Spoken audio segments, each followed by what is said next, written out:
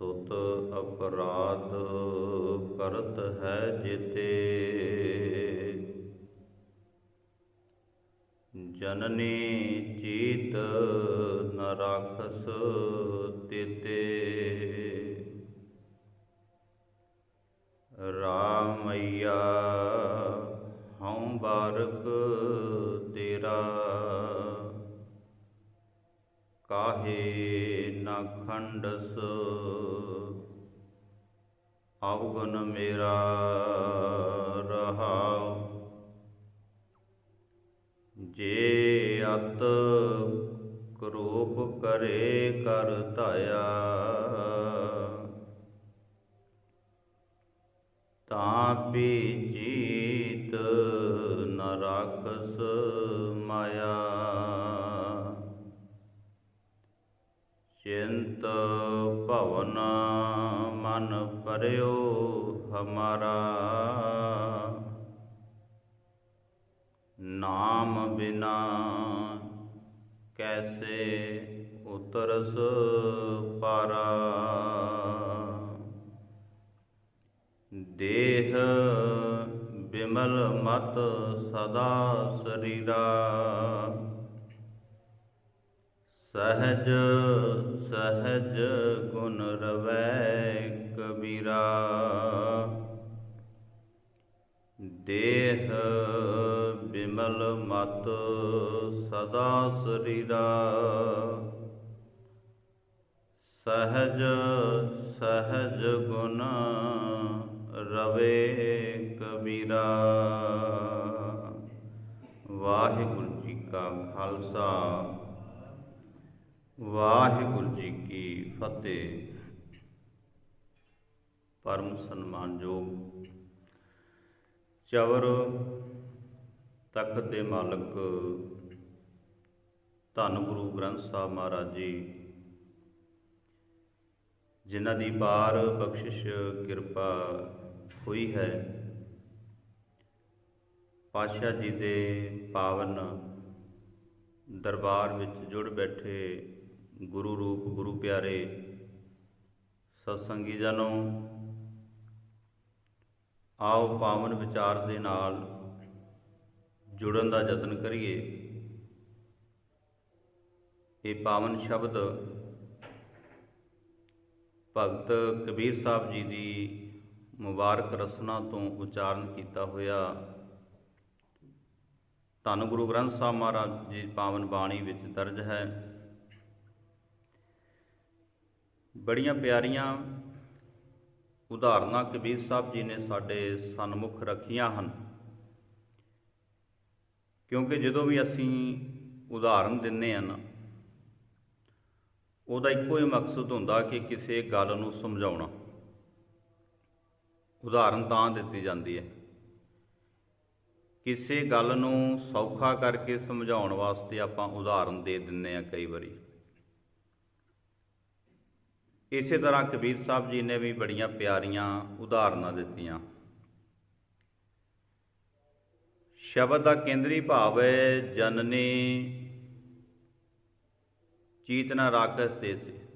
ਰਾਮਈਆ ਹਉ ਬਾਰਕ ਤੇਰਾ, ਆ ਗੱਲ ਕਹਿਣੀ ਪੈਣੀ ਆ। ਹੇ ਮੇਰੇ ਪਰਮਾਤਮਾ, ਹੇ ਰਮੇ ਹੋਏ ਵਾਹਿਗੁਰੂ ਜੀ,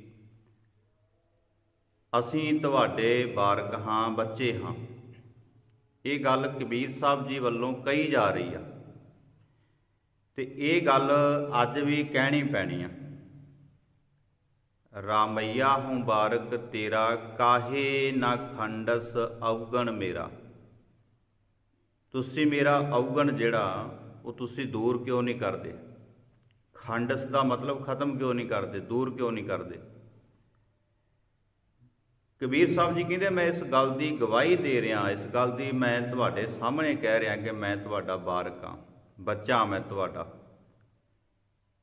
ਤੇ ਇਸ ਗੱਲ ਦੀ ਗਰੰਟੀ ਕਬੀਰ ਸਾਹਿਬ ਕਹਿੰਦੇ ਮੇਰੀ ਹੈ, ਜੇ ਮੈਂ ਕਹਿਤਾ ਮੈਂ ਤੁਹਾਡਾ ਬੱਚਾ, ਬਸ ਤੁਹਾਡਾ ਹੀ ਹਾਂ। ਵਾਹਿਗੁਰੂ ਜੀ, ਹੁਣ ਤੁਹਾਡੀ ਵੀ ਜ਼ਿੰਮੇਵਾਰੀ ਬਣਦੀ ਹੈ, ਤੁਸੀਂ ਮੇਰੇ ਅਵਗੁਣ ਨੂੰ ਦੂਰ ਕਰ ਦਿਓ, ਮੇਰੀਆਂ ਕਮੀਆਂ ਦੂਰ ਕਰ ਦਿਓ। ਸਮਝਾਉਣ ਦਾ ਤਰੀਕਾ ਹੈ ਜੀ ਕਬੀਰ ਸਾਹਿਬ ਜੀ ਦਾ। ਜਿਵੇਂ ਕਬੀਰ ਸਾਹਿਬ ਜੀ ਕਹਿ ਰਹੇ ਨੇ ਇਵੇਂ ਸਾਨੂੰ ਕਹਿਣਾ ਪੈਣਾ। ਇਸੇ ਤਰੀਕੇ ਦੇ ਨਾਲ ਸਾਨੂੰ ਵੀ ਆਪਣੇ ਆਪ ਨੂੰ ਗੁਰੂ ਸਾਹਿਬ ਜੀ ਦੇ ਸਨਮੁਖ ਰੱਖਣਾ ਪੈਣਾ। ਆਪਣੀ ਗਰੰਟੀ ਆਪ ਖੁਦ ਲੈਣੀ ਪੈਣੀ ਹੈ ਕਿ ਮਹਾਰਾਜ ਨਹੀਂ, ਬਸ ਜਦੋਂ ਕਹਿਤਾ ਅਸੀਂ ਤੁਹਾਡੇ ਹਾਂ, ਬਸ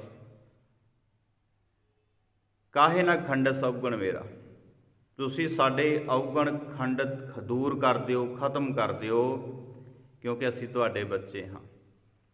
ਸ਼ਬਦ ਦਾ ਪਹਿਲਾ ਭਾਵ ਹੈ ਸੁਤ ਅਪਰਾਧ ਕਰਤ ਹੈ ਜੇਤੇ। ਹੁਣ ਵੇਖੋ ਉਦਾਹਰਨ ਕਿੱਡੀ ਪਿਆਰੀ ਦਿੱਤੀ। ਸੁਤ ਦਾ ਮਤਲਬ ਹੁੰਦਾ ਬੱਚਾ, ਪੁੱਤਰ। ਕਿੰਨੇ ਅਪਰਾਧ ਕਰਦਾ, ਕਿੰਨੀਆਂ ਸ਼ੈਤਾਨੀਆਂ ਕਰਦਾ। ਵੇਖੋ ਕਦੀ ਇਦਾਂ ਹੋਇਆ ਕਿ ਮਾਂ ਬਾਪ ਨੇ ਘਰੋਂ ਕੱਢਿਆ ਹੋਵੇ ਉਹਨਾਂ ਨੂੰ ਸ਼ੈਤਾਨੀ ਕਰਨ ਕਰਕੇ, ਕੋਈ ਗਲਾਸ ਤੋੜਤਾ ਹੋਵੇ ਘਰ ਵਿੱਚ ਤੇ ਘਰੋਂ ਕੱਢਤਾ ਹੋਵੇ। ਇੱਦਾਂ ਤਾਂ ਕਦੇ ਨਹੀਂ ਹੋਇਆ। ਮਾਂ ਬਾਪ ਨੂੰ ਪਤਾ ਸਾਡਾ ਬੱਚਾ ਹੈ। ਸਾਹਿਬ ਕਹਿੰਦੇ, ਕਬੀਰ ਸਾਹਿਬ ਕਹਿੰਦੇ, ਸੁਤ ਅਪਰਾਧ ਕਰਤ ਹੈ ਜੇਤੇ। ਜਿੰਨੇ ਅਪਰਾਧ, ਜਿੰਨੀਆਂ ਗਲਤੀਆਂ ਪੁੱਤਰ ਕਰਦਾ ਹੈ, ਜਨਨੀ ਚੀਤ ਨਾ ਰੱਖ ਸਤੇਤੇ। ਮਾਂ ਚੇਤੇ ਰੱਖਦੀ ਕਿਤੇ? ਮਾਂ ਨੇ ਕਦੇ ਚੇਤੇ ਰੱਖਿਆ ਕਿ ਇਹਨੇ ਮੈਨੂੰ ਕੱਲ ਮੇਰੇ ਨਾਲ ਲੜ ਪਿਆ ਏ? ਜਾਂ ਮਾਂ ਨੇ ਕਦੇ ਚੇਤੇ ਰੱਖਿਆ ਕਿ ਮੈਂ ਇਹਨੂੰ ਰੋਟੀ ਖਾਣ ਵਾਸਤੇ ਕਿਹਾ, ਇਹਨੇ ਰੋਟੀ ਨਹੀਂ ਖਾਧੀ, ਸ਼ਾਦਾ ਨਹੀਂ ਛਕਿਆ ਮੇਰੇ ਕਹਿਣ 'ਤੇ? ਭੁੱਲ ਜਾਂਦੀ ਮਾਂ। ਛੋਟੇ ਬੱਚੇ ਦੀ ਗੱਲ ਕਰਦੇ ਇੱਥੇ। ਬੱਚਾ ਕਿੰਨੀ ਵਾਰੀ ਰੁੱਸਦਾ ਘਰ ਵਿੱਚ। ਮਾਂ ਨੇ ਕਿਹਾ ਕਦੀ ਕਿ ਤੂੰ ਰੁੱਸ ਜਾਣਾ ਤਾਂ ਮੈਂ ਤੈਨੂੰ ਰੋਟੀ ਨਹੀਂ ਦੇਣੀ ਅੱਜ ਤੋਂ ਬਾਅਦ, ਮੈਂ ਤੈਨੂੰ ਵਰਦੀ ਨਹੀਂ ਲਿਆ ਕੇ ਦੇਣੀ, ਮੈਂ ਤੇਰੇ ਆਹ ਵੀ ਕੰਮ ਨਹੀਂ ਕਰਨੇ, ਤੇਰੇ ਆਹ ਵੀ ਕੰਮ ਨਹੀਂ ਕਰਨੇ। ਕਿਉਂਕਿ ਜਿਹੜੀ ਮਾਂ ਨਾ, ਉਹ ਬੱਚੇ ਦੀਆਂ ਹਰਕਤਾਂ ਨੂੰ ਚੇਤੇ ਨਹੀਂ ਰੱਖਦੀ ਬਾਹਲਾ ਚਿਰ, ਉਹ ਰੋਸ ਨਹੀਂ ਕਰਦੀ ਬਾਹਲਾ ਚਿਰ।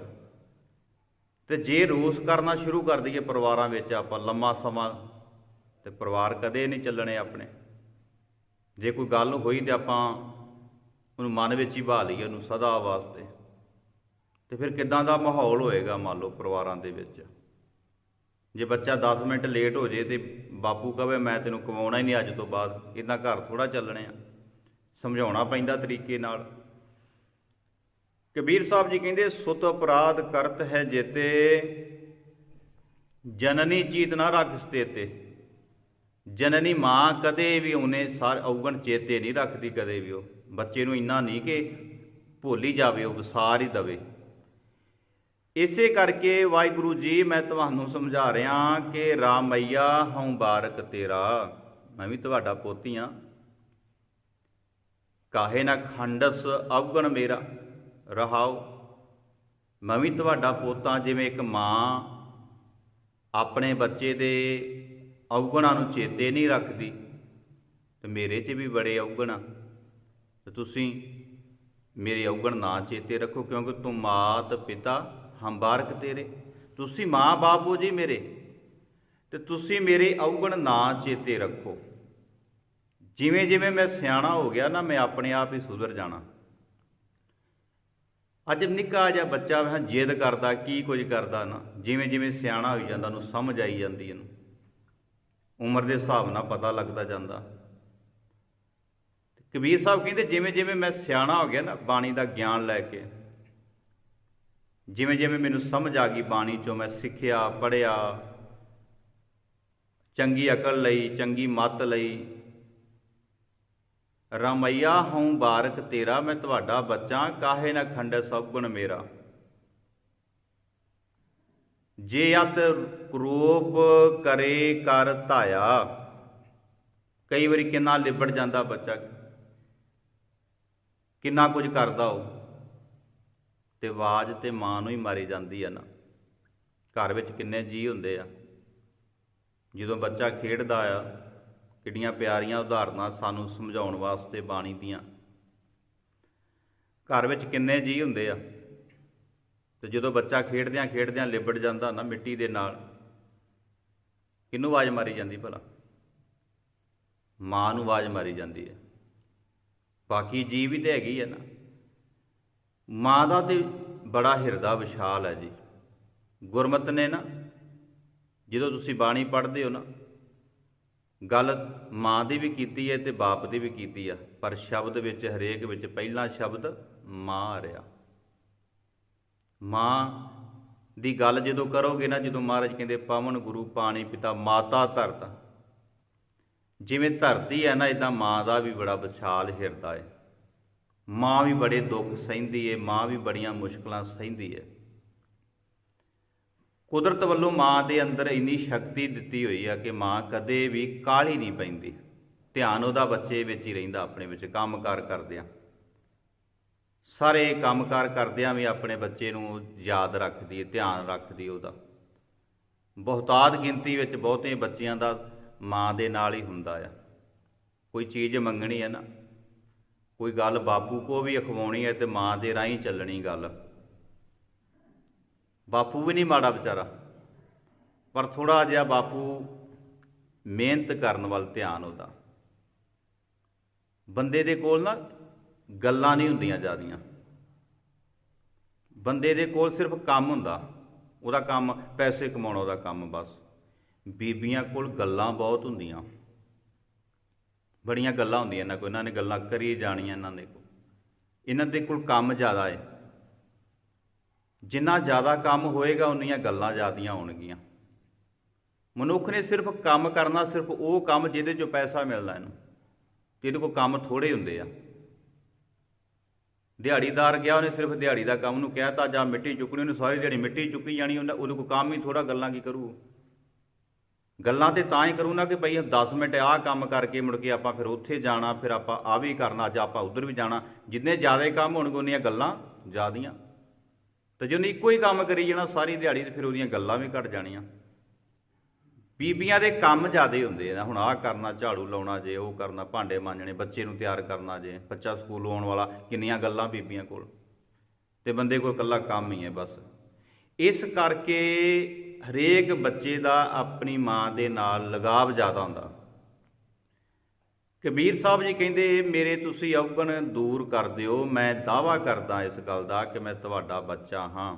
ਤੇ ਬੱਚਾ ਕਿਸੇ ਨੂੰ ਇਹ ਕਹਿਣਾ ਕਿ ਮੈਂ ਤੁਹਾਡਾ ਪੁੱਤ ਹਾਂ, ਬੜੀ ਵੱਡੀ ਗੱਲ ਹੁੰਦੀ ਜੇ। ਤੇ ਫਿਰ ਇਹ ਗੱਲ ਕਹਿ ਕੇ ਬੰਦਾ ਜੇ ਮੁੱਕਰ ਜੇ ਕੱਲ੍ਹ ਨੂੰ, ਇਹ ਗੱਲ ਕਹਿ ਕੇ ਫਿਰ ਕਦਰ ਨਾ ਕਰੇ ਬੰਦਾ, ਇਹ ਤਾਂ ਦੁੱਖ ਦੀ ਗੱਲ ਹੈ ਨਾ। ਜੇ ਅਤ ਕਰੋਪ ਕਰੇ ਕਰ ਧਾਇਆ। ਬੜਾ ਹੁਣ ਵੇਖੋ, ਗੱਲ ਤੇ ਸਾਡੇ ਮਨ ਦੀ ਹੋ ਰਹੀ ਹੈ ਨਾ, ਗੱਲ ਤੇ ਸਾਡੇ ਜੀਵਨ ਦੀ ਹੋ ਰਹੀ ਹੈ ਨਾ। ਜਿੰਨਾ ਜੇ ਇੰਨਾ ਵੀ ਕਰੋਪ ਹੋਵੇ ਨਾ, ਭੈੜਾ ਹੋਵੇ ਮਨ, ਵਿਸ਼ੇ ਵਿਕਾਰਾਂ ਨਾਲ ਲੱਦਿਆ ਹੋਵੇ, ਹਉਮੈ ਹੰਕਾਰ ਦੇ ਨਾਲ, ਬੁਰਿਆਈ ਦੇ ਨਾਲ ਭਰਿਆ ਹੋਵੇ ਮਨ, ਤੇ ਵਾਹਿਗੁਰੂ ਫਿਰ ਵੀ ਉਹਨੂੰ ਸਾਫ਼ ਕਰ ਦਿੰਦਾ, ਸਚਿਆਰਾ ਬਣਾ ਦਿੰਦਾ। ਸਿਰਫ ਆਪਣਾ ਆਪ ਸੌਂਪਣਾ ਪੈਣਾ, ਆਪਣਾ ਆਪ ਅਰਪਣ ਕਰਨਾ ਪੈਣਾ। ਜੇ ਵਾਹਿਗੁਰੂ 'ਚ ਸ਼ਮਤਾ ਹੈ ਕਿ ਉਹ ਇੰਨੇ ਕਰੋਪ ਮਨ ਨੂੰ ਵੀ, ਜੇ ਅਤ ਕਰੋਪ ਕਰੇ ਕਰ ਧਾਇਆ, ਤਾਂ ਪੀ ਚੀਤ ਨ ਰੱਖ ਸਮਾਇਆ। ਫਿਰ ਵੀ ਮਨ ਵਿੱਚ ਰਤਾ, ਜਿੰਨੀ ਵੀ ਕੋਈ ਕਹਿੰਦੇ ਫਿਕਰ ਫਾਕਾ ਕੋਈ ਵੀ ਮਨ ਵਿੱਚ ਨਹੀਂ ਹੈਗਾ। ਫਿਰ ਵੀ ਵਾਹਿਗੁਰੂ ਕਦੇ ਵੀ ਹੈ ਨਾ ਆਪਣੇ ਮਨ ਵਿੱਚ, ਮਾਂ ਮਨ ਵਿੱਚ ਨਹੀਂ ਰੱਖਦੀ ਕੋਈ ਵੀ ਗੱਲ।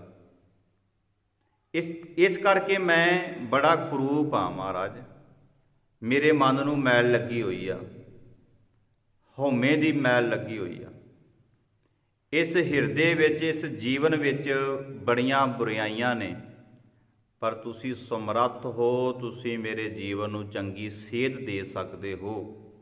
ਤੁਹਾਡੇ ਵਿੱਚ ਸਮਰੱਥਾ ਹੈ, ਤੁਸੀਂ ਮੈਨੂੰ ਬਾਣੀ ਦਾ ਚੰਗਾ ਗਿਆਨ ਦੇ ਸਕਦੇ ਹੋ, ਚੰਗੀ ਸਮਝ ਦੇ ਸਕਦੇ ਹੋ, ਤੁਸੀਂ ਸਵਾਰ ਸਕਦੇ ਹੋ ਮੈਨੂੰ, ਤੁਹਾਡੇ 'ਚ ਸਮਰੱਥਾ ਹੈ, ਤੁਸੀਂ ਵੱਡੇ ਹੋ। ਚਿੰਤ ਭਵਨ ਮਨ ਪਰਿਓ ਹਮਾਰਾ। ਚਿੰਤਾ ਦੇ ਭਵਨ ਵਿੱਚ, ਜਾਲ ਵਿੱਚ ਸਾਡਾ ਮਨ ਪਿਆ ਹੋਇਆ, ਦੁਬਿਧਾ ਦੇ ਵਿੱਚ। ਮਨ ਨੂੰ ਸਮਝ ਨਹੀਂ ਆ ਰਹੀ ਮੈਂ ਇੱਥੇ ਟਿਕਣਾ ਕਿ ਕਿੱਥੇ ਟਿਕਣਾ। ਮਨ ਦਾ ਵਿਸ਼ਵਾਸ ਨਹੀਂ ਬਣਦਾ ਮੇਰਾ ਗੁਰੂ ਅਸਲ 'ਚ ਹੈ ਕੌਣ। ਮਨ ਦੇ ਵਿੱਚ ਭਰੋਸਾ ਨਹੀਂ ਬਣਦਾ, ਮਨ ਦੇ ਵਿੱਚ ਟਿਕਾ ਨਹੀਂ ਬਣਦਾ, ਮਨ ਨੂੰ ਅਜੇ ਤੱਕ ਸੋਝੀ ਨਹੀਂ ਮਿਲ ਰਹੀ। ਕਿਉਂ? ਕਿ ਮੈਂ ਅਜੇ ਆਪਣੇ ਗੁਰੂ ਵਾਲੇ ਪਾਸਿਓਂ ਬੇਮੁਖ ਹਾਂ, ਅਜੇ ਮੂੰਹ ਫੇਰਿਆ ਹੋਇਆ ਮੈਂ, ਅਜੇ ਸਤਿਗੁਰੂ ਵਾਲੇ ਪਾਸਿਓਂ ਮੈਂ ਸੁਚੇਤ ਨਹੀਂ ਹਾਂ, ਸਮਝਦਾਰ ਨਹੀਂ ਹਾਂ। ਚਿੰਤ ਭਵਨ ਮਨ ਪਰਿਓ ਹਮਾਰਾ। ਚਿੰਤਾ ਦੀ ਘੁੰਮਣ ਘੇਰੀ ਵਿੱਚ, ਜਦੋਂ ਘੁੰਮਣ ਘੇਰੀ ਵੇਖੋ, ਜਦੋਂ ਘੁੰਮਣ ਘੇਰੀ 'ਚ ਫਸ ਜੇ ਨਾ ਬੰਦਾ, ਰੋੜ ਕੇ ਲੈ ਜਾਂਦੀ ਉਹ। ਪਾਣੀ ਦੀ, ਜਿੱਥੇ ਪਾਣੀ ਇੱਕਦਮ ਡੂੰਘੇ ਥਾਂ 'ਤੇ ਡਿੱਗਦਾ ਨਹਿਰ ਦਾ, ਉੱਥੇ ਗੋਲ ਜਿਹਾ ਚੱਕਰ ਬਣਦਾ ਹੁੰਦਾ, ਅਤੇ ਜੇ ਤਾਂ ਬੰਦਾ ਉਸ ਗੋਲ ਜਿਹੇ ਚੱਕਰ 'ਚ ਘੁੰਮਣ ਘੇਰੀ 'ਚ ਆ ਗਿਆ ਤੇ ਬਸ ਖਤਮ, ਫੇਰ ਨਹੀਂ ਲੱਭਣਾ, ਰੋੜ ਕੇ ਲੈ ਜਾਣਾ ਪਾਣੀ ਨੇ। ਜੇ ਤੇ ਮੱਕੜੀ ਘੁੰਮਣ ਘੇਰੀ 'ਚ ਫਸ ਗਈ ਆਪਣੀ ਬਣਾਈ ਹੋਈ, ਫਿਰ ਉਹਦਾ ਅੰਤ ਹੈ ਜੀ, ਫਿਰ ਉਹਦਾ ਮਰਨਾ ਹੈ। ਸੰਸਾਰ ਵੀ ਇੱਕ ਘੁੰਮਣ ਘੇਰੀ ਆ, ਤੇ ਬਹੁਤੇ ਲੋਕ ਇਹਦੇ ਵਿੱਚ ਫਸੇ ਹੋਏ ਆ, ਘੁੰਮਣ ਘੇਰੀ ਦੇ ਵਿੱਚ। ਚਿੰਤ ਭਵਨ ਮਨ ਭਰਿਓ ਹਮਾਰਾ, ਪਿਆ ਸਾਡਾ ਮਨ ਆ ਜੀ। ਤਨ ਸਾਡਾ ਗੁਰੂ ਗ੍ਰੰਥ ਸਾਹਿਬ ਕੋਲ ਬੈਠਾ ਹੋਇਆ। ਤਨ ਦੀ ਨਹੀਂ ਗੱਲ ਕੀਤੀ ਕਬੀਰ ਸਾਹਿਬ ਜੀ ਨੇ, ਤਨ ਸਾਡਾ ਪਾਠ ਕਰੀ ਜਾਂਦਾ, ਘੁੰਮਣ ਘੇਰੀ ਵਿੱਚ ਮਨ ਪਿਆ ਹੋਇਆ, ਮਨ ਫਸਿਆ ਹੋਇਆ ਘੁੰਮਣ ਘੇਰੀ ਵਿੱਚ, ਜਾਲਾਂ ਦੇ ਵਿੱਚ। ਤੇ ਕਬੀਰ ਸਾਹਿਬ ਜੀ ਦਾ ਤੇ ਬੜਾ ਪਿਆਰਾ ਬਚਨ ਹੈ, ਕਹਿੰਦੇ ਪਹਿਲੀ ਕੁਰੂਪ ਕੁਜਾਤ ਕੁਲੱਖਣੀ, ਸਹੁਰੇ ਪਈਏ ਬੁਰੀ।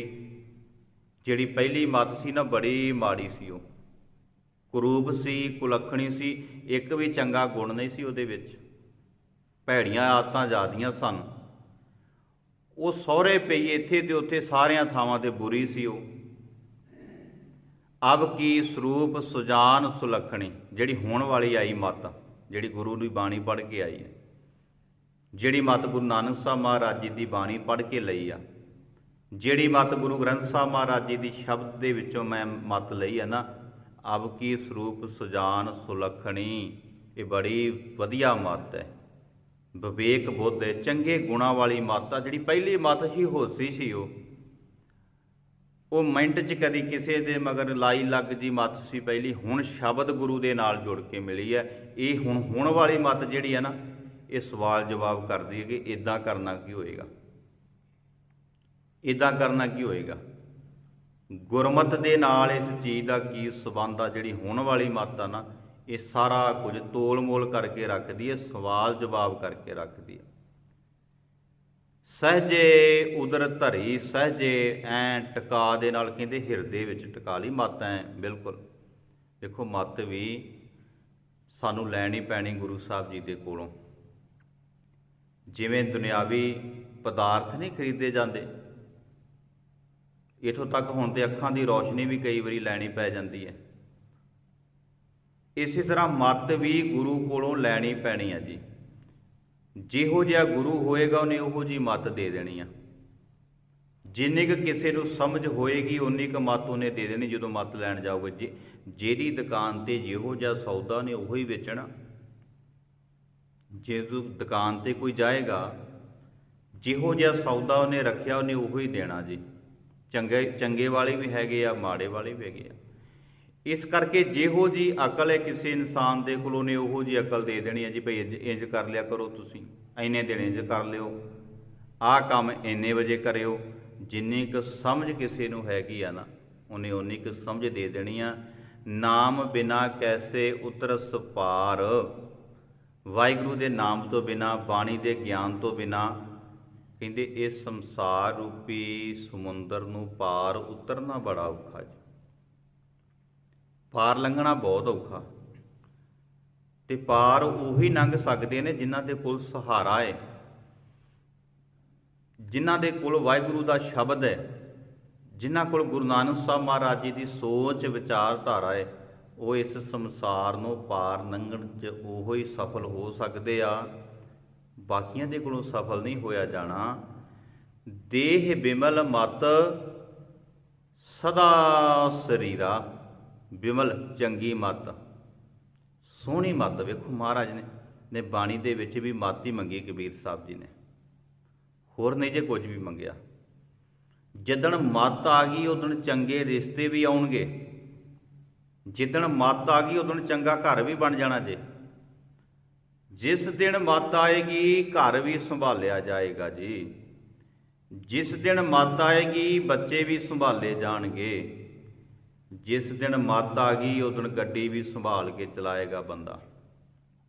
ਕਬੀਰ ਸਾਹਿਬ ਜੀ ਆਖਦੇ ਦੇਹ ਬਿਮਲ ਮਤ ਸਦਾ ਸਰੀਰਾ।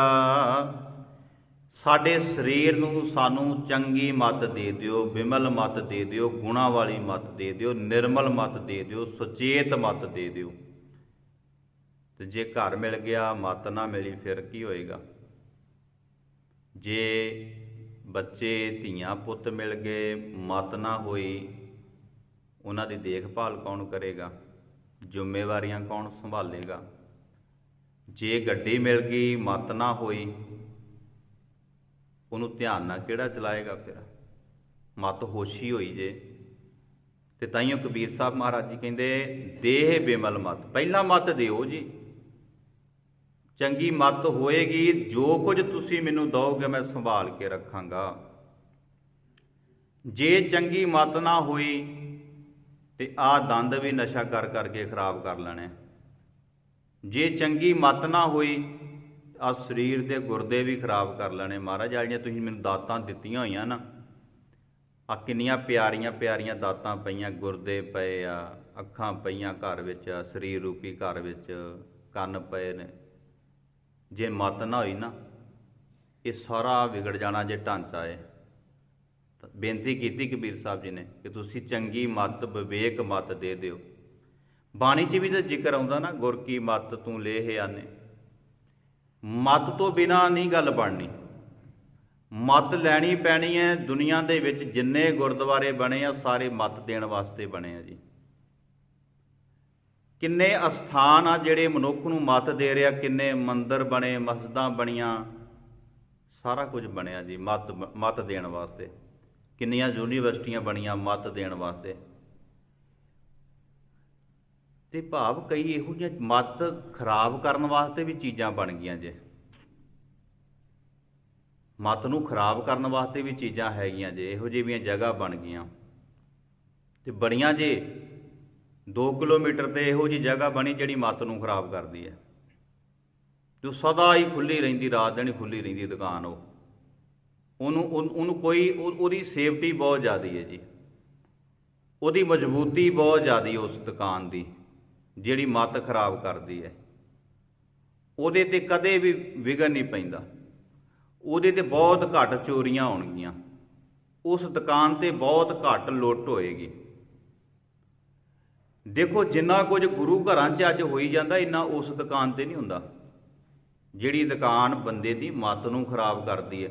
ਜਿੱਥੇ ਚੰਗਾ ਬਣਾਉਣ ਵਾਸਤੇ ਕਿੰਨਾ ਕੁਝ ਹੈ ਜੀ, ਉੱਥੇ ਮੱਤ ਨੂੰ ਵਿਗਾੜਨ ਵਾਸਤੇ ਵੀ ਬਹੁਤਾ ਕੁਝ ਆ ਗਿਆ ਜੀ। ਮੱਤ ਨੂੰ ਗਲਤ ਰਾਹ 'ਤੇ ਪਾਉਣ ਵਾਸਤੇ ਵੀ ਬੜਾ ਕੁਝ ਆ ਗਿਆ। ਕਈਆਂ ਨੇ ਤੇ ਆਪਣੀ ਮੱਤ ਹੀ ਗਾਲ ਲਈ ਜੀ। ਮੱਤ ਪੁੱਠੀ ਦੁਕਾਨ 'ਤੇ ਚਲੇ ਗਈ ਤੇ ਮੱਤ ਨੇ ਆਪਣੇ ਫੇਫੜੇ, ਗੁਰਦੇ, ਸਰੀਰ ਸਾਰਾ ਕੁਝ ਹੀ ਗਾਲ ਕੇ ਰੱਖ ਲਿਆ। ਕਬੀਰ ਸਾਹਿਬ ਕਹਿੰਦੇ ਮੱਤ ਵੀ ਚੰਗੀ ਹੋਣੀ ਚਾਹੀਦੀ ਹੈ, ਸਮਝਦਾਰ ਹੋਣੀ ਚਾਹੀਦੀ ਮੱਤ। ਦੇਹ ਬਿਮਲ ਮਤ ਸਦਾ ਸਰੀਰਾ, ਸਹਿਜ ਸਹਿਜ ਗੁਣ ਰਵੈ ਕਬੀਰਾ। ਸਹਿਜ ਐ ਹੌਲੀ ਹੌਲੀ ਬਾਣੀ ਅੱਜ ਪੜ੍ਹੋ, ਕੱਲ੍ਹ ਪੜ੍ਹੋ, ਹੌਲੀ ਹੌਲੀ 2 ਮਹੀਨੇ ਵਿੱਚ, 3 ਮਹੀਨਿਆਂ ਵਿੱਚ ਬਾਣੀ ਦੀ ਸਮਝ ਆਏਗੀ। ਜੇ ਨਹੀਂ ਸਮਝ ਆ ਰਹੀ ਫਿਰ ਸਾਨੂੰ ਫਿਕਰ ਹੋਣਾ ਚਾਹੀਦਾ ਕਿ ਸਾਡਾ ਇਲਾਜ ਕਿਉਂ ਨਹੀਂ ਹੋ ਰਿਹਾ, ਸਾਡੀ ਮੱਤ ਤੰਦਰੁਸਤ ਕਿਉਂ ਨਹੀਂ ਹੋ ਰਹੀ।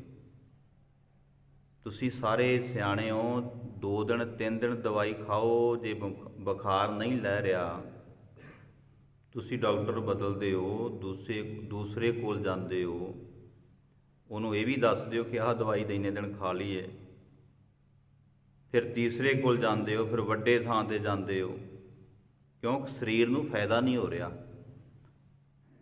ਅਸੀਂ ਇੱਥੇ ਸਾਰਿਆਂ ਕੁਝ ਹੀ ਕਰਦੇ ਹਾਂ ਜੀ। ਕਦੀ ਹੋਇਆ ਇੱਦਾਂ ਕਿ ਸਰੀਰ ਨੂੰ ਫਾਇਦਾ ਨਹੀਂ ਹੋਇਆ? 3 ਦਿਨ ਹੋ ਗਏ ਇੱਕ ਡਾਕਟਰ ਕੋਲੋਂ ਦਵਾਈ ਖਾਧੀ, ਹੁਣ ਛੱਡੋ ਪਰਾਂ, ਹੁਣ ਬੰਦਾ ਗਾਂਹ ਜਾਂਦਾ, ਹੁਣ ਪੁੱਛਦਾ ਕਿ ਚੰਗਾ ਡਾਕਟਰ ਹੋਰ ਕਿਹੜਾ। ਆਪਣੀ ਵਾਹ ਲਾਈ ਜਾਂਦੀ ਹੈ, ਬੰਦਾ ਠੀਕ ਹੋਣਾ ਚਾਹੁੰਦਾ, ਸਰੀਰ ਨੂੰ ਆਪਣੇ ਨੂੰ ਠੀਕ ਕਰਨਾ ਚਾਹੁੰਦਾ। 2-4 ਦਿਨ ਜੇ ਕੋਈ ਬਿਮਾਰੀ ਠੀਕ ਨਾ ਹੋਵੇ ਤੇ ਫਿਕਰ ਪੈ ਜਾਂਦਾ ਜੇ ਕਿ ਮੋੜ ਨਹੀਂ ਪੈ ਰਿਹਾ, ਪਤਾ ਨਹੀਂ ਕੀ ਗੱਲ ਆ। ਤੇ ਕਦੀ ਮੱਤ ਬਾਰੇ ਸੋਚਿਆ ਸਾਧ ਸੰਗਤ ਜੀ, ਤੁਹਾਨੂੰ ਜਾਂ ਮੈਨੂੰ ਕਿੰਨਾ ਚਿਰ ਹੋ ਗਿਆ ਗੁਰਦੁਆਰੇ ਆਉਂਦਿਆਂ ਨੂੰ? ਇਹ ਦਵਾਈ ਆ ਜੀ।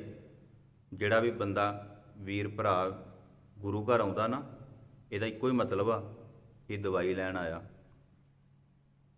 ਇਹਦੀ ਮੱਤ ਦੇ ਵਿੱਚ ਚੰਗੇ ਗੁਣਾਂ ਦੀ ਕਮੀ ਹੈ, ਇਹ ਤਾਂ ਆਇਆ। ਇਹਨੂੰ ਹਉਮੈ ਦੀ ਬਿਮਾਰੀ ਹੈ ਤਾਂ ਆਇਆ, ਇਹਨੂੰ ਈਰਖਾ ਦੀ ਬਿਮਾਰੀ ਹੈ। ਜਾਂ ਜੇ ਬਿਲਕੁਲ ਹੀ ਤੰਦਰੁਸਤ ਬੰਦਾ, ਇਹਨੂੰ ਬਿਮਾਰੀ ਕੋਈ ਨਹੀਂ ਵੈਸੇ ਆਇਆ, ਫਿਰ ਆਪਣੀ ਮੱਤ ਦੇ ਵਿੱਚ ਵਾਧਾ ਕਰਨ ਵਾਸਤੇ ਆਇਆ ਕਿ ਸਮਝ ਪਹਿਲਾਂ ਵੀ ਹੈਗੀ ਹੈ, ਗਿਆਨ ਪਹਿਲਾਂ ਵੀ ਹੈਗਾ, ਇਹ ਆਪਣੇ ਗਿਆਨ ਵਿੱਚ ਵਾਧਾ ਕਰਨ ਵਾਸਤੇ ਬਾਣੀ ਸੁਣਨ ਆਇਆ, ਬਾਣੀ ਪੜ੍ਹਨ ਆਇਆ, ਕਥਾ ਸੁਣਨ ਆਇਆ, ਇਹਦੇ ਗਿਆਨ ਵਿੱਚ ਹੋਰ ਵਾਧਾ ਹੋਵੇ। ਹੈ ਠੀਕ ਹੈ ਬਿਲਕੁਲ, ਨਹੀਂ ਤਾਂ ਵੈਸੇ ਤਾਂ ਬੰਦਾ ਬਿਮਾਰ ਬੰਦਾ ਹੀ ਆਉਂਦਾ ਇੱਥੇ, ਤੇ ਬਾਣੀ ਨੂੰ ਸਮਝਣ ਸਿੱਖਣ, ਕਿਉਂਕਿ ਕਮੀਆਂ ਹੁੰਦੀਆਂ ਮਨ ਵਿੱਚ ਤਾਂ ਆਉਂਦਾ। ਦੇਹ ਬਿਮਲ ਮਤ ਸਦਾ ਸਰੀਰਾ, ਸਹਿਜ ਸਹਿਜ ਗੁਣ ਰਵੇ ਕਬੀਰਾ। ਸਹਿਜ ਐ ਟਿਕਾ ਦੇ ਨਾਲ, ਸਮਝ ਕੇ ਕਿ ਆਹ ਸ਼ਬਦ ਬੜਾ ਜ਼ਰੂਰੀ ਹੈ ਮੇਰੇ ਵਾਸਤੇ, ਕਿਉਂਕਿ ਆਹ ਮੇਰੇ 'ਚ ਕਮੀ ਜ਼ਿਆਦੀ ਹੈ ਜੀ। ਨਿੰਦਾ ਦੀ ਆਦਤ ਮੈਨੂੰ ਬੜੀ ਹੈ, ਨਿੰਦਾ ਜਨ ਕੋ ਖਰੀ ਪਿਆਰੀ, ਨਿੰਦਕ ਹਮਰੇ ਕੱਪੜੇ ਧੋਵੇ। ਦੇਖੋ ਨਿੰਦਕ ਦੀ ਮਹਾਰਾਜ ਨੇ ਫਰੀ ਜੀ ਡਿਊਟੀ ਲਾਈ ਹੋਈ ਹੈ ਕੰਮ ਕਰਨ ਦੀ, ਕਿ ਤੂੰ ਇਹਦਾ ਕੰਮ ਕਰੀ ਚੱਲ। ਨਿੰਦਕ ਦੀ ਫਰੀ ਜੀ ਡਿਊਟੀ ਲੱਗੀ ਹੈ, ਵੇਖੋ ਜੀ, ਕਿਸੇ ਦੀ ਨਿੰਦਿਆ ਕਰਨ ਦੀ। ਹੋਰ ਸਾਨੂੰ ਕੀ ਚਾਹੀਦਾ? ਸਾਡੇ ਤੇ ਕੋਈ ਔਗਣ ਸਾਫ਼ ਕਰੀ ਜਾ ਰਿਹਾ, ਵੇਖੋ ਬੰਦਾ, ਤੇ ਆਪਣੇ ਆਪ ਤੇ ਉਹ ਭਾਰ ਚੜਾਈ ਜਾ ਰਿਹਾ, ਆਪਣੇ ਆਪ ਨੂੰ ਔਰ ਗੁਰੂ ਦੀਆਂ ਨਜ਼ਰਾਂ 'ਚ, ਲੋਕਾਂ ਦੀਆਂ ਨਜ਼ਰਾਂ 'ਚ ਡੇਗੀ ਜਾ ਰਿਹਾ ਨਿੰਦਿਆ ਕਰ ਕਰਕੇ। ਤੇ ਕਬੀਰ ਸਾਹਿਬ ਕਹਿੰਦੇ ਦੂਜਿਆਂ ਦੇ ਉਹ ਕੱਪੜੇ ਧੋਈ ਜਾਂਦਾ, ਭਾਵ ਸੁਚੇਤ ਕਰੀ ਜਾਂਦਾ ਬੰਦਾ। ਇਸ ਕਰਕੇ ਸਹਿਜ ਸਹਿਜ ਗੁਣ ਰਵੇ ਕਬੀਰਾ, ਆਪਣੀ ਜ਼ਿੰਦਗੀ 'ਚ ਉਹਨਾਂ ਗੁਣਾਂ ਨੂੰ ਹੌਲੀ ਹੌਲੀ ਟਿਕਾਇਆ, ਵਸਾਇਆ, ਸਮਝਿਆ, ਤਾਂ ਜੋ ਗੁਣ ਸਦਾ ਵਾਸਤੇ ਨਾ ਪੱਕੇ ਹੋ ਜਾਣ, ਸਹਿਜ ਸਹਿਜ। ਦੇਖੋ ਅੱਜ ਰਾਤ ਨੂੰ ਸਬਜ਼ੀ ਨੂੰ ਟੀਕਾ ਲਾਇਆ ਤੇ ਸਵੇਰ ਨੂੰ ਤੋੜ ਕੇ ਵੇਚਤੀ, ਉਹਦੇ 'ਚ ਤੱਤ ਨਹੀਂ ਜਾਏਗਾ। ਜਿਹੜੀ ਸਬਜ਼ੀ ਆਪਣੇ ਆਪ ਵਧੇ, 2 ਦਿਨ 10 ਦਿਨ ਲੈ ਕੇ ਕੋਈ ਤੋਰੀ ਤਿਆਰ ਹੋਵੇ, ਕੋਈ ਕੱਦੂ ਤਿਆਰ ਹੋਵੇ, ਉਹਦੇ 'ਚ ਗੁਣ ਪੈਦਾ ਹੋਣਗੇ, ਤਾਕਤ ਪੈਦਾ ਹੋਊ, ਉਹਦੇ ਵਿੱਚ ਐਲਰਜੀ ਹੋਏਗੀ ਉਹਦੇ ਵਿੱਚ। ਤੇ ਜੇ ਆਪਾਂ ਘੜੀ ਦੀ ਘੜੀ, ਅੱਜ ਦੇਖੋ ਸਾਡੇ ਨਾਲ ਵੀ ਇੱਦਾਂ ਹੀ ਹੁੰਦਾ, ਘੜੀ ਦੀ ਘੜੀ ਸੁਣ ਕੇ ਬਸ ਮਨ 'ਚ ਉਤਸ਼ਾਹ ਆ ਗਿਆ ਜੀ, ਬਸ ਹੁਣ ਖੰਡੇ ਬਾਟੇ ਦੀ ਪੌਲ ਛਕ ਕੇ ਆਉਣੀ, ਅੰਬਰ ਛਕ ਕੇ ਆਉਣਾ ਜੀ, ਇੱਕਦਮ ਹੀ ਮਨ ਬਣਾ ਲਿਆ। 10 ਦਿਨ ਮਹੀਨਾ ਨਹੀਂ ਕੱਢਿਆ, ਫਿਰ ਪਤਾ ਨਹੀਂ ਕਿੱਥੇ ਤੁਰਿਆ ਫਿਰਦਾ ਹੁਣ। ਕਬੀਰ ਸਾਹਿਬ ਕਹਿੰਦੇ ਸਹਿਜ ਸਹਿਜ, ਹੌਲੀ ਹੌਲੀ ਤਿਆਰੀ ਕਰੀ ਚਲੋ। 5-7 ਸਾਲ ਲਾਓ ਆਪਣੇ ਤੇ ਕੰਮ ਕਰੋ, 10 ਸਾਲ ਲਾਓ ਆਪਣੇ ਤੇ ਕੰਮ ਕਰੋ, ਫਿਰ ਹੌਲੀ ਹੌਲੀ ਗਾਂਹ ਵਧਣਾ, ਬਸ ਹੌਲੀ ਹੌਲੀ। ਫਿਰ ਕੋਈ ਇਹ ਨਾ ਕਵੇ ਕਿ ਪਿੱਛੇ ਮੁੜ ਆਊ ਬੰਦਾ ਹੁਣ। ਪਰ ਸਾਡਾ ਉਤਸ਼ਾਹ ਹੀ ਇੱਦਾਂ ਦਾ ਹੁੰਦਾ, ਜਿੱਦਾਂ ਹੀ ਸਬਜ਼ੀਆਂ ਨਹੀਂ ਤਿਆਰ ਹੋ ਰਹੀਆਂ ਅੱਜ, ਇੱਦਾਂ ਹੀ ਬੰਦਾ ਤਿਆਰ ਹੋ ਰਿਹਾ ਅੱਜ। ਇੱਕਦਮ ਉਤਸ਼ਾਹ ਜਿਹਾ ਬਣਿਆ, ਗਿਆਨ ਕੋਈ ਨਹੀਂ ਲਿਆ, ਸਮਝ ਕੋਈ ਨਹੀਂ ਲਈ, ਸਿੱਖਿਆ ਨਹੀਂ ਲਈ, ਬਾਣੀ ਨੂੰ ਪੜ੍ਹਿਆ ਵਿਚਾਰਿਆ ਨਹੀਂ, ਤਿਆਰੀ ਕੋਈ ਨਹੀਂ ਕੀਤੀ, ਇੱਕਦਮ ਹੀ ਮੁੜ ਕੇ ਦੂਜੇ ਪਾਸੇ ਡਿੱਗ ਪਿਆ ਜੀ। ਇਸ ਕਰਕੇ ਬਾਣੀ ਨੂੰ ਹੌਲੀ ਹੌਲੀ ਵਿਚਾਰੋ, ਪੜ੍ਹੋ, ਸਮਝੋ, ਵਧਾਓ ਆਪਣੀ ਸੋਚ ਨੂੰ ਗੁਰਬਾਣੀ ਵਾਲੇ ਪਾਸੇ, ਤਾਂ ਜੋ ਫਰਕ ਪਵੇ ਸਾਡੇ ਸਮਾਜ ਵਿੱਚ, ਚੰਗਾ ਸਮਾਜ ਬਣੇ। ਮਹਾਰਾਜ ਜੀ ਕਿਰਪਾ ਕਰਨ। ਹੋਈਆਂ ਭੁੱਲਾਂ ਚੁੱਕਾਂ ਦੀ ਖਿਮਾ, ਸਾਰੇ ਹੀ ਪਿਆਰ ਅਦਬ ਦੇ ਨਾਲ ਬੁਲਾਓ। ਆਖੋ ਜੀ ਵਾਹਿਗੁਰੂ ਜੀ ਕਾ ਖਾਲਸਾ, ਵਾਹਿਗੁਰੂ ਜੀ ਕੀ ਫਤਿਹ।